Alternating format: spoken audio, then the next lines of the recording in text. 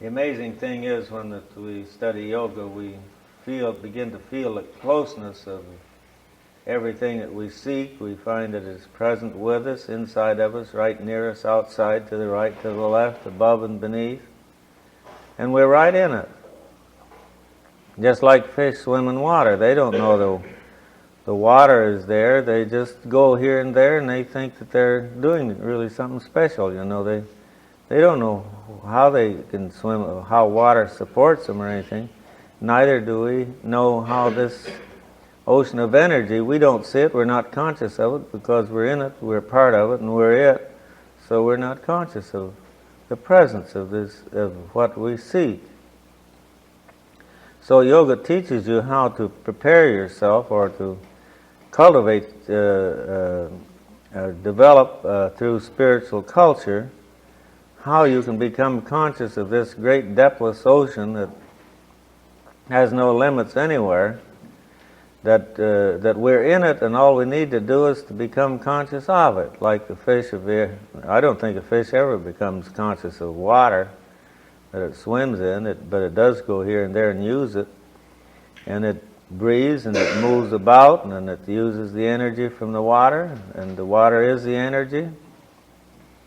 And inside of water is energy, inside of air is energy, and the yogis talk about prana.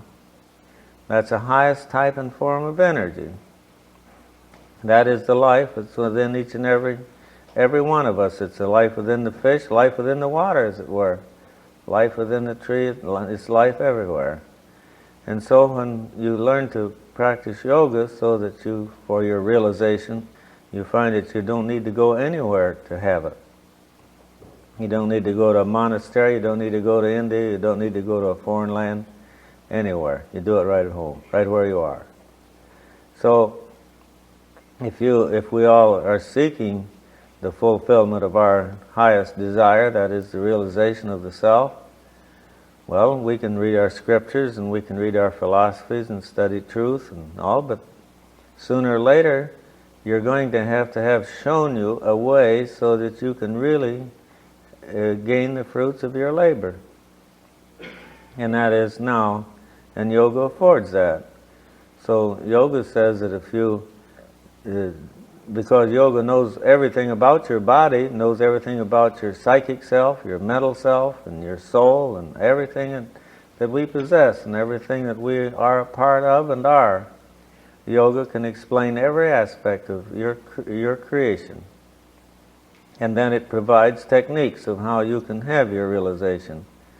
And if you will follow them, it's sure the last result is sure to happen, sure to follow. Now that in our psyche we have what is known as the spiritual eye, or the eye of the mind, or the eye of transcendental wisdom, and that is at the point between the eyebrows. In the psychology sense, or in the physiological aspect, it's our pineal gland that we possess. It is in the head. It's in that is called the organ of psychical sight in yoga. That is the organ of psychical sight. But in most people, it's not open. It hasn't developed yet, or it hasn't been developed or cultured or nurtured so that it will open. Now, when that eye is open, the darkness that you see that while you close your eyes, like right now, that you will be in an ocean of dazzling light. And that light is just behind the darkness. It's within you, without you, and everywhere present. And that is known too as the Christ consciousness. Chaitanya it's called in Hinduism, and it's called Christ consciousness in the Western world, in the Christian religion. So all religions have a different name for this light that is behind the darkness. Our Bible tells us about it. In Matthew it's in Matthew and it's in Luke. If thine eye be single, thy whole body shall be filled with light. Saying the same thing. But what does it mean to have the eye single? Your two eyes aren't single, but you do focus your two eyes at the point between the eyebrows, at the spiritual eye. And then when the physical aspect is relaxed and released, and so that you just revert the attention to the spiritual eye, and then the two eyes becomes useless, you might say, or render the two eyes inactive, and then the single eye opens and into that dazzling ocean of light. So it's a science. The basic science is to teach us how to transcend the law of the oppositional states, like right and left, right eye, left eye, heat and cold, love and hate, joy and sorrow, and how to concentrate on the single eye. And then, if thine eye be single, thy whole body shall be filled with light. So you have to concentrate the two eyes on the spiritual eye in order to make it become single. Your Bible tells you, you can read it yourself. Get your Bible and read it right in the 6th chapter of the book of Matthew. And probably all of you have heard it down through the years, even in your Orthodox religions you hear that. So yoga brings these things to focus with you so you can understand them and so you can practice in order to activate this divine potential that we have and use it, and it's ours and it's everyone's, and no one is shut out from it. Everyone can do it, but he'll never do it unless he knows what to do, and he'll never do it without practice, because down through time and through our incarnation after incarnation, not being off the final and ultimate path, we've created so many bad habits that we are not able to do it without practice. We're not able to do it without being retaught. It's got to be shown to us again, and then through practice we can realize that this teaching is true and valid, and the practice will make it productive. So it's a science. It's not just a religious notion or something like that, or an emotional thing. It isn't at all. It's basically and purely scientific.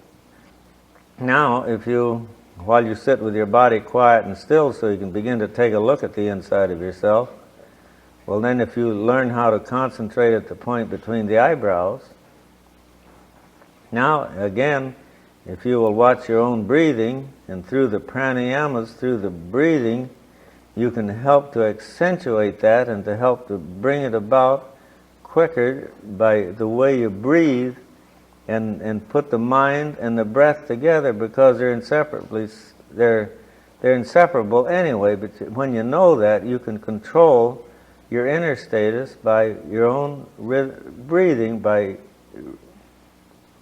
rhythmic breathing. Now if you just watch yourself breathe now, and slow your breathing down from the way you came in here and sat down, and just breathe out and in real slow, and make it rhythmic, like slowly in, then hold no breath at all for just a moment, and then exhale, and then before the inhale just have no breath, and then inhale, and keep your attention focused at the point between the eyebrows, and it'll at least give you an inkling or an idea, and maybe some inner conviction, putting you on the path described in the Bibles and all the religions of the world. The great poets talk about it. They talk about an inner voice that can be heard from within yourself, out of the infinite consciousness, and it talks about opening the inner sight. Homer Khayyam says, "Ah, moon of my delight, the spiritual eye, thou knowest no wane. The moon of heaven is rising once again, his spiritual eye is opening. How oft hereafter rising shall she look through this same garden after me in vain, through this same body after me in vain." The spirit will never find or catch his soul functioning in a physical body from here on afterward, because of his experience and his realization after his spiritual eye has been opened. And no one will. No mortal will ever crave to live a physical existence after his spiritual eye is open, because he will then see the Alpha and Omega of all things. This is a constant and persistent teaching of every Bible that's ever been written. We begin the Bible with the book of Genesis and we end with the book of Revelation when your self-realization takes place. St. John, he didn't say he saw in his body. He says, I was in the Spirit and I saw these things. I saw these 7 seals that were to be broken, that are strung from the base of your own spine to the top of your head. And the 7 churches, the 7 candles, you see that in the Spirit. You don't see it by looking at it with 2 physical eyes. No one can see that way. No one can see things of the Spirit that way. But when his spiritual eye was open, he could see it.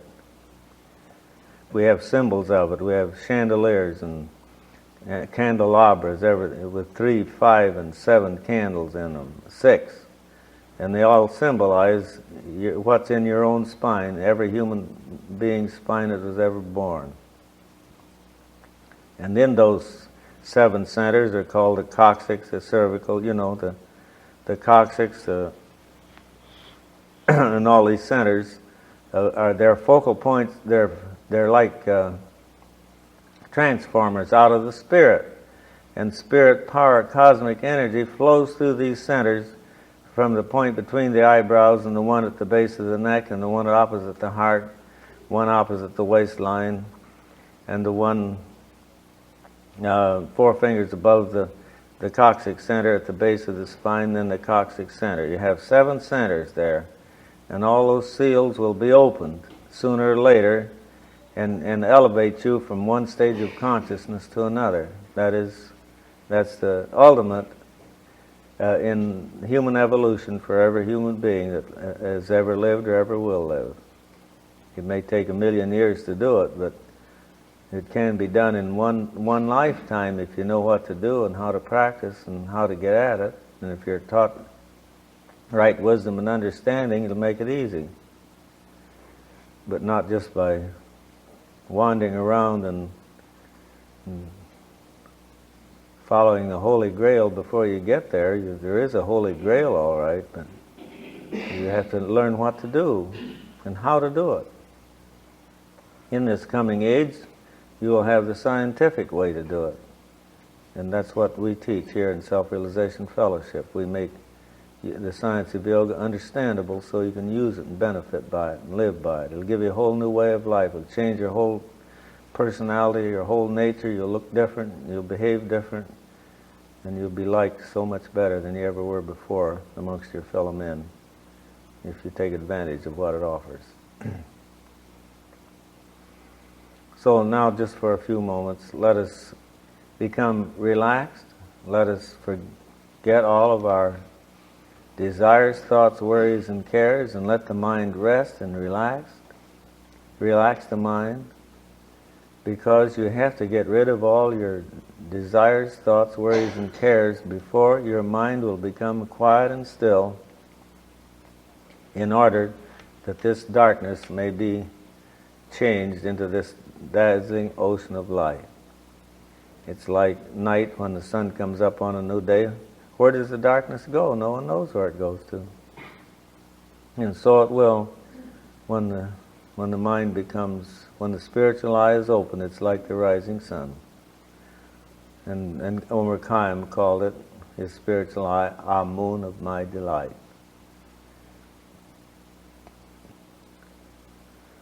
And all of these things in the kingdom of heaven is inside of you because Jesus said so, and all the other great masters said it was inside of you. So why run around here, there, and everywhere when you have everything inside of you? And he says the kingdom of heaven is at hand, and now is the accepted time. Anytime you can condition yourself for this great evolutionary experience to happen, it will. Right today, even now, if you can do it.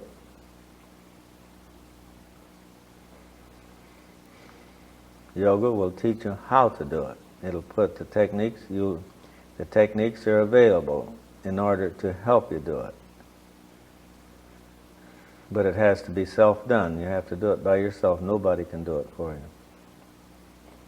Preacher, priest, or pundit can never help you. They can go along with you and encourage you if they know themselves. but you want to be sure that you're not following the blind that lead the blind.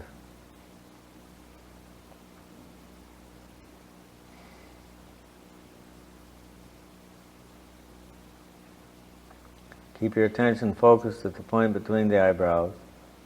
Then watch your breath. Breathe breathe slowly, and keep your attention fixed so that your eyes are not blinking as you hold their focused attention at the point between the eyebrows.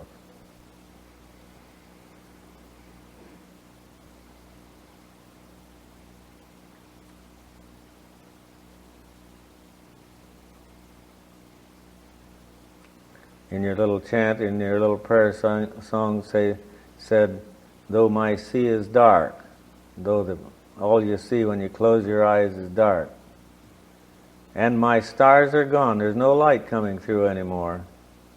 Though my sea is dark and my stars are gone, still I see the path through thy mercy. Even on the black side of things, we have that pull, that drawing to, and there is a path of mercy even on the black side, on the dark side.